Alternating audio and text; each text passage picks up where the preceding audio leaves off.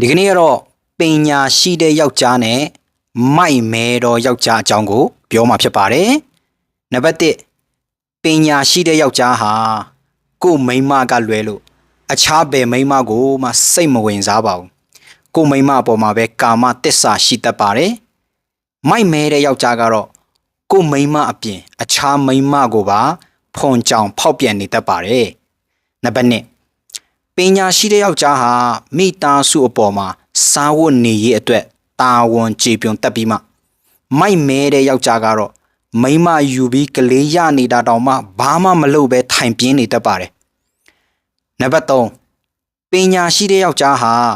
ကို့မိန်းမကိုအမြဲတမ်းတီးခံပေးတတ်ပြီးမိုက်မဲတဲ့ယောက်ျားကတော့မိန်းမအပေါ်မှာအမြဲတမ်းပြဿနာမရှိပြဿနာရှာနေတတ်ပါတယ်။နံပါတ်4ပညာရှိတဲ့ယောက်ျားဟာကို့မိန်းမကိုအမြဲချစ်ပြတတ်ပြီးမှမိုက်မဲတဲ့ယောက်ျားကတော့အများရှိမှတောင်မှကို့မိန်းမကိုအော်ပြီးငေါက်တတ်ပါတယ်။နံပါတ်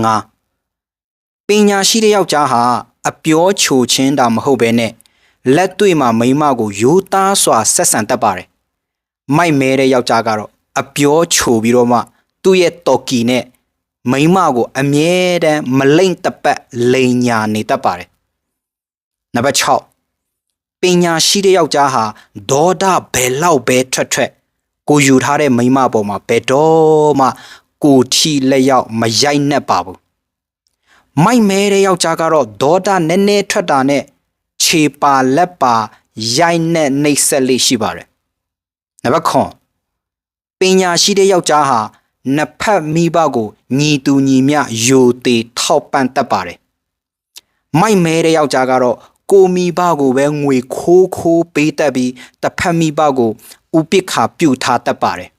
။နံပါတ်10ပညာရှိတဲ့ယောက်ျားဟာသူ့အမြင်မှာသူ့မိန်းမဟာ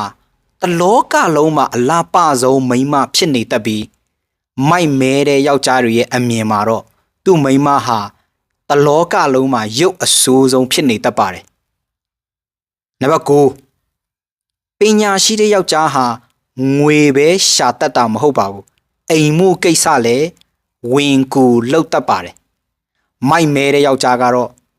ဆရာကြီးအထာနဲ့အိမ်မှုကိစ္စလုံးဝကူလှုပ်လိမ့်မရှိပါဘူး။နံပါတ်10ပညာရှိတဲ့ယောက်ျားဟာမိမိဇနီးနဲ့သားသမီးရှိမှမာရက်တီပြီးကာကွယ်ပေးနေတတ်ပါတယ်။မိုက်မဲတဲ့ယောက်ျားကတော့အန်တရဲ့ကြုံလာတာနဲ့ဇနီးနဲ့သားသမီးကိုပြစ်ပြီးမှရှောင်ပြေးတတ်ပါတယ်။နံပါတ်7ပညာရှိတဲ့ယောက်ျားဟာအချိန်ရတာနဲ့ဇနီးနဲ့သားသမီးဘေးမှာအမြဲတမ်းလာပြီးမှအဖော်လုပ်ပေးနေတတ်ပါတယ်။အတူနေပေးတတ်တာပေါ့လေ။ဒါပေမဲ့မိုက်မဲတဲ့ယောက်ျားတွေကတော့အချိန်နည်းနည်းလေးရတာနဲ့အားတာနဲ့ KTV တို့အရက်ဆိုင်တို့ဘားတို့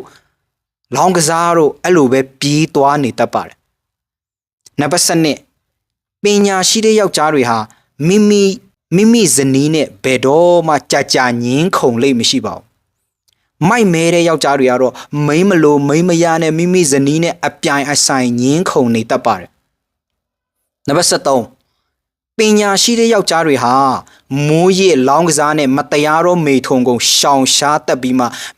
မိသားစုမိမိရဲ့အိမ်ထောင်ကြီးပွားတိုးတက်အောင်တည်ဆောက်တတ်ပါတယ်။မိုက်မဲတဲ့ယောက်ျားတွေကတော့မိုးရစ်ကာမလောင်းကစားအကုန်လုံးလုပ်ပြီးတော့မှကိုယ့်ရဲ့မိသားစုအိမ်ကလေးကိုကိုယ့်ရဲ့ခြေထောက်နဲ့ကိုယ့်ရဲ့လက်နဲ့ဖျက်ဆီးနေတတ်ပါတယ်။နံပါတ်14ပညာရှိတဲ့ယောက်ျားဟာအိမ်ထောင်ဦးစီးရာထူးဆိုတာထက်တာဝန်အဖြစ်ခံယူတတ်ပြီးမှပေးဆက်တာဝန်ကြည်နေတတ်ပါတယ်။မိုက်မဲတဲ့ယောက်ျားတွေကတော့ငါဟဲ့အိမ်ထောင်ဦးစီးဆိုပြီးတော့မှကိုယ့်ရဲ့ဇနီးနဲ့သားသမီးတွေပေါ်မှာအမြဲတမ်းအာဏာပြအနိုင်ကျင့်လေးရှိပါတယ်။နံပါတ်15ပညာရှိတဲ့ယောက်ျားဟာကိုယ့်မိန်းမကိုအမြဲတမ်းလှပနေအောင်ယတနာတွေစူးစမ်းဆင်မြန်းပေးနေတတ်တဲ့သူဖြစ်ပါတယ်။မိုက်မဲတဲ့ယောက်ျားကတော့ကိုမိမငကိုစင်မြန်းထားတဲ့ဟာကိုတော့မှခိုးယူပေါင်နှံရောင်းစားတတ်ပါတယ်။နောက်ဆုံးတစ်ချက်ပညာရှိတဲ့ယောက်ျားတွေဟာမိဇနီးနဲ့သားသမီးမိသားစုကိုဖျားတရားမှာဦးဆောင်လမ်းပြတတ်တဲ့သူဖြစ်ပါတယ် မိုက်မဲတဲ့ယောက်ျားတွေကတော့ဖျားတရားမလှုပ်တဲ့အပြင်ဖျားတရားလှုပ်နေတဲ့ဇနီးနဲ့သားသမီးတွေကိုတော့မှအမုန်းပွားတတ်ပါတယ်ဒါကတော့ပညာရှိသောယောက်ျားနဲ့မိုက်မဲသောယောက်ျားကွာခြားချက်16ချက်ဖြစ်ပါတယ်ကျွန်တော်ကိုယ်တိုင်ရေးသားထားတဲ့ကျွန်တော်ရဲ့အာဘော်အမြင်တာဖြစ်ပါတယ်အမြင်မတူတာရှိရင် comment မှာမှတ်သွားလို့ရပါတယ်ဘုရားသခင်ကောင်းချီးပေးပါစေ